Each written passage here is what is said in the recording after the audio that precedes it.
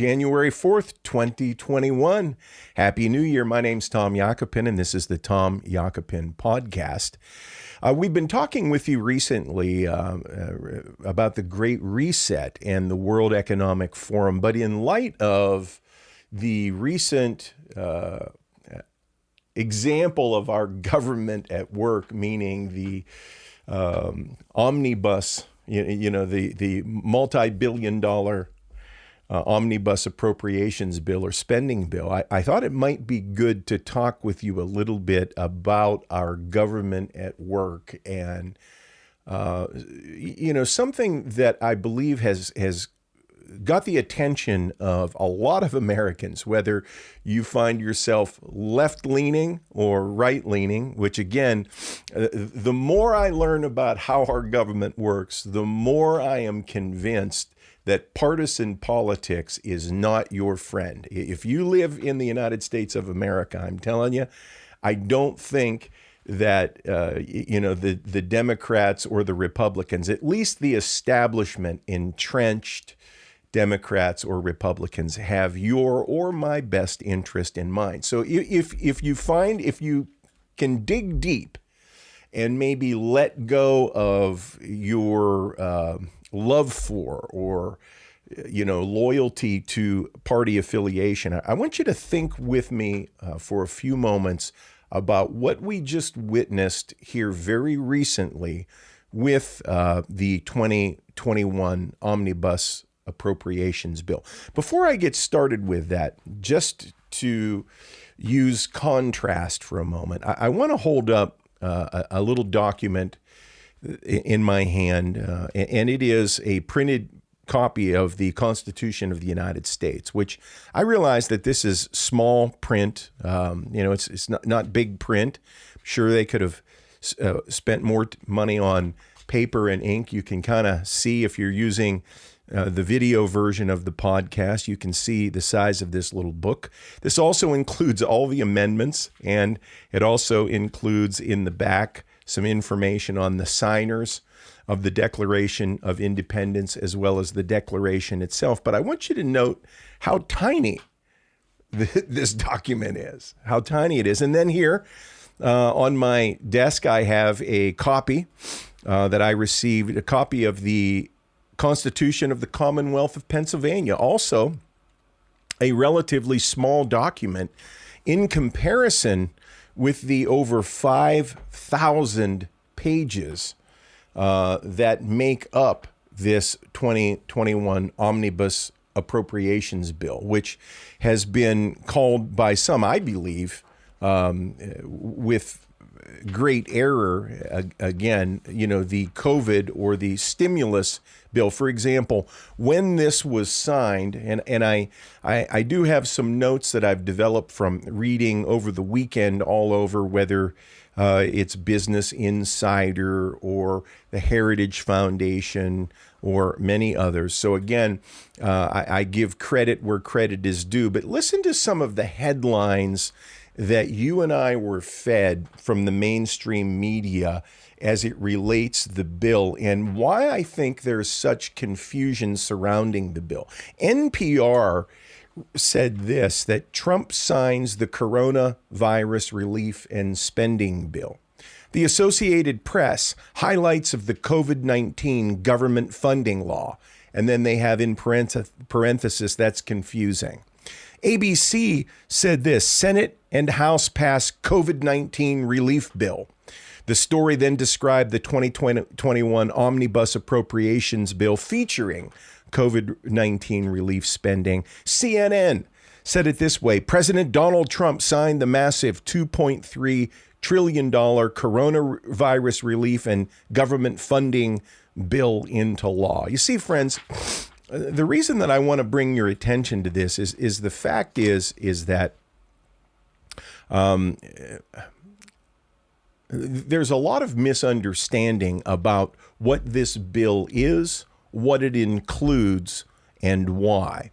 I'm going to tell you what my end of story commentary is on this, and that is that our government at work is broken. Okay. And if you don't get any other takeaways from this, The massive pork that is included in this over 5,000 page bill is actually business as usual in Washington. I think it hurts more right now because you and I, Democrat, Republican, Independent, Progressive, Patriot Party, whatever, and there's talk, on both sides, right? Left and right, about the need to move away from partisan politics. But the bottom line is, I think what we've just witnessed, and perhaps it's good for us, is how our government does business on a almost consistent basis. By the way, and I contend this, that if you or I ran our business the way our federal government runs their business, which, by the way, is our business, in as much as my understanding is that they are making decisions with the consent of the governed. Okay. But I'm telling you that the way they're doing business is broken. So here's a few things I wanted to share with you, and I'll give you some points to consider. Obviously, the way I feel, I've already let the cat out of the bag. By the way, Bob's here, my cat over there. So if he hops up here, don't fear. I don't put him in a bag. But the House and Senate approved a $1.4 trillion spending bill and a $900 billion COVID-19 relief package. A lot of confusion is surrounding this because what happened is that they in essence combined this, okay?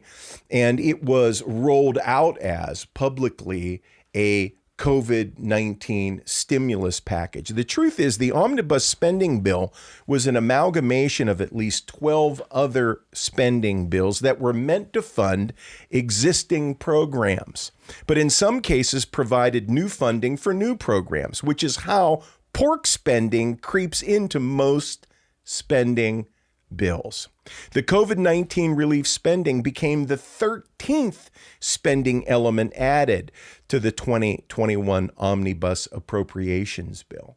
So the first thing is there's confusion. I've had several friends say, hey, I just learned that a lot of the memes and a lot of the information I'm reading on Facebook isn't accurate about the giveaways to Israel, the giveaways to Pakistan, the gender specific training and all of this. Well, the reason there's confusion surrounding it is that in essence, you have two specific amounts of money going for a COVID-19 relief package, but which was basically put together and voted on in this one bill called the Omnibus Spending Bill. So what you have is our representatives combine the bills, which to the American public was perceived as a stimulus package for COVID-19, even though the bulk of the spending was designated for spending elsewhere,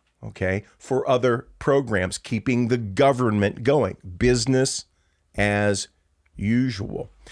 And by the way, part of the challenge to this is after the 2018 omnibus debacle, Congress was warned not to create a massive spending bill, especially as they often do behind closed doors with no transparency. They were also put on notice, Congress was, not to deliver any major spending bill at the last moment. I mean, when you think about a 5,000 plus page document, I want to ask you, how long would it take for you to read through a document of that size? Number two, how long would it take for you to fully understand the ramifications of such a document? And I think both of us or all of us would conclude that that is an unreasonable expectation for our representatives, our representative form of government. So, to add to that, the Bipartisan Budget Act of 2019 clearly defined that Congress shall also work together to reach agreement on orderly and timely consideration of future appropriation bills to avoid government shutdown. By combining the 13 spending bills into one, they broke that agreement, especially when you consider that once again, they created an all or nothing mandate and did so by using a process that lacked transparency. And friends, listen, in light of the challenges that so many businesses, so many Americans are facing, one would think that our government could step back for a moment from business as usual and actually do the right thing for the American people, which is what? Which is focus their time, their energy, and these monies to infrastructure in these United States of America. Politicians and the media presented the process and the bill in this manner, however, infusing one piece of legislation with another. Very few news outlets distinguish between all the bills that were brought together to create the final product, hence the 2021 Omnibus Appropriations Bill.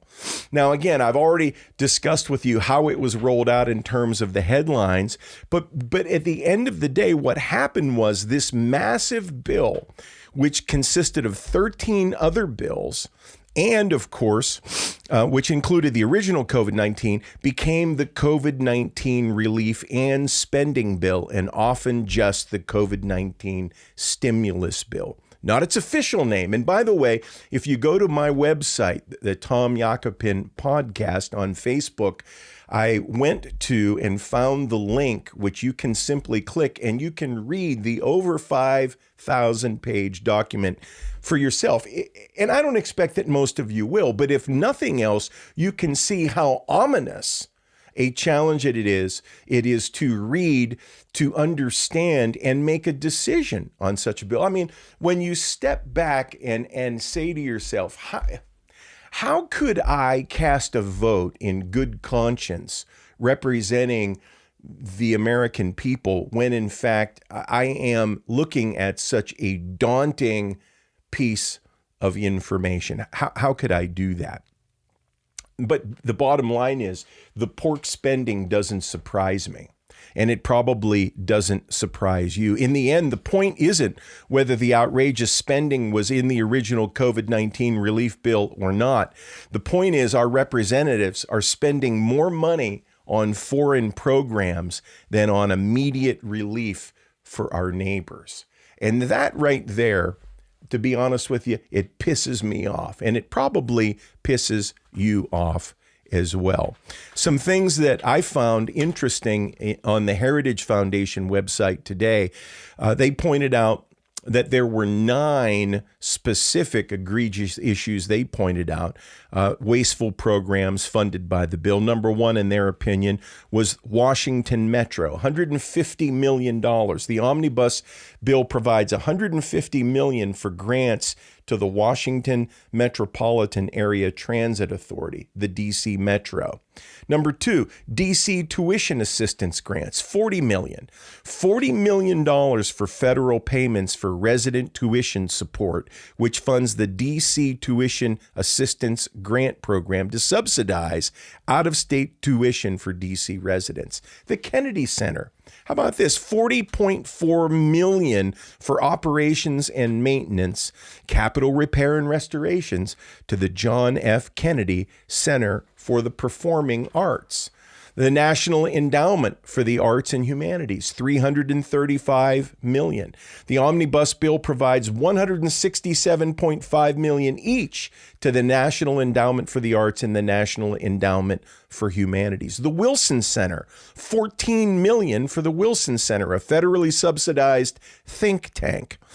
Migrant and seasonal farm worker training, $93.9 million for the Migrant and Seasonal Farm Worker Training Program, which is a $2 million increase over the 2020 level. The Senior Community Service Employment Program, $405 million for community service employment for older Americans, which funds the Senior Community Service Employment Program. McGovern-Dole Food for Education, $230 million. Corporation for Public Broadcasting, $495 million for the Corporation for Public Broadcasting, most of which is an advance appropriation for fiscal year 2023. And on it goes. Bottom line, friends, is this. Our government at work, in my opinion, is broke. And I want to take this opportunity to ask you to step back for a moment, again, to let go as much as you are capable of left-right politics and ask yourself, does any of this make sense in the midst of what seems to be, what we are being told is a global pandemic? Certainly a pandemic that is significantly affecting you and I, our friends and neighbors, our small business owners, and others in the United States of America. I think the answer is most of us would conclude, why now? Why is it why would it be necessary for all that and more? $500 million, I understand, to Israel and Pakistan, Pakistan, I heard. I mean, why now? When we have so many struggling in the United States of America, maybe this is a great opportunity for all of us to look closely at our representative form of government and say, enough. Now, you might feel as I do, Tom, what does knowing this stuff do? Number one, if you do nothing with it, I suppose that it's a giant waste of time, okay? But the reason that I read and the reason that I share these ideas with people is because I believe that the narrative, that it begins with information, it begins with asking questions, and that it is incumbent on us as citizens, as taxpayers of the United States of America, to get involved in various and sundry ways, however you can, but to get involved and say enough is enough. We have to make change. And apart from COVID-19, apart from the pandemic, the truth is that I think our government is broke. And I think we can expect more. We should expect more. We should demand more from those who represent us at a federal and state level. You be the judge, but that's my opinion. My name's Tom Yakupin. This is the Tom Yakupin Podcast. You can visit us on Facebook. We're on YouTube. We're on Spotify. There's an audio version, a video version. And as always, we welcome your insight, your input, your comments, your questions. Thanks for tuning in, and bye for now.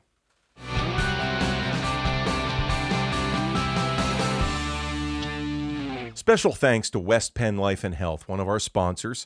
You can find them online at westpennlife.com, specializing in affordable life, health, Medicare, and retirement solutions.